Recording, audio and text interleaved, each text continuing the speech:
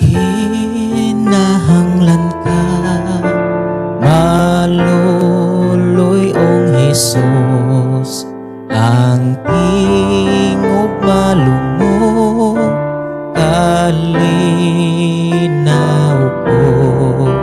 Akong ikinahanglan sa tanan nga takna moduol ko kanimo o man luluwas.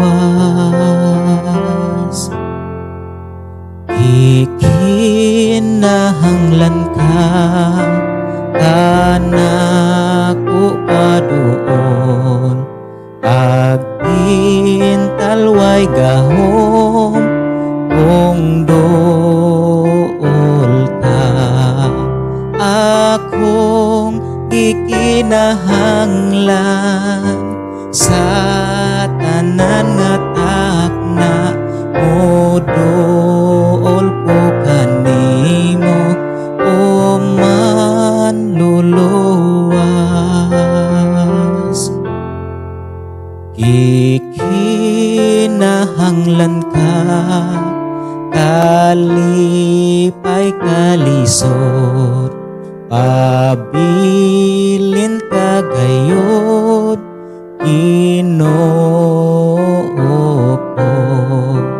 Akong gikinahanglan sa tanan nga takna moduol ko kanimo o man luluwas.